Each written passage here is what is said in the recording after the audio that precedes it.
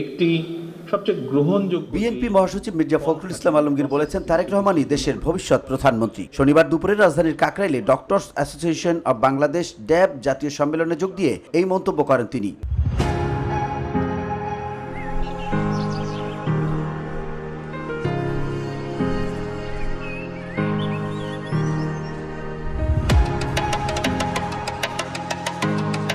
মির্জা ফখরুল বলেন, দেশে শুধু গণতান্ত্রিক ব্যবস্থা প্রতিষ্ঠা নয়, ভোটের অধিকার নয়, স্বাস্থ্য আর ভাত সহ সব অধিকার নিশ্চিত করতে হবে। আপনারা স্বাস্থ্য নীতি তৈরি করবেন।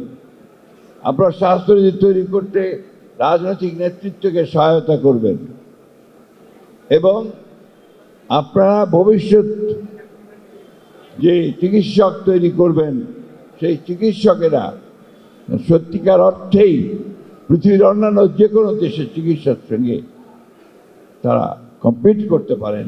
তিনি আরো বলেন, দেশের চিকিৎসকরা উপমহাদেশের সেরা। সমস্যা সিস্টেমে, পারস্পরিক হিসেবের যে সংস্কৃতি তা আমাদের ধ্বংস করে দিয়েছে। কিন্তু সমস্যাটা অন্য জায়গায়।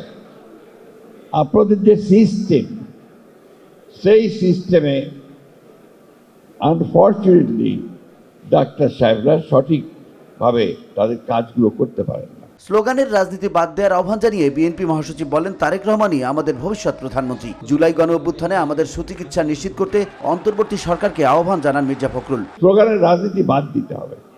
ভবিষ্যতের প্রধানমন্ত্রী, তার দৃষ্টিতে এটা আনতে চাই। তার স্ত্রী একজন প্রখ্যাত চিকিৎসক। VOD Bangla news desk. আপনাদের এখান থেকে তিনি গ্র্যাজুয়েশন করেছেন। এই বিষয়টার দিকে তিনি অত্যন্ত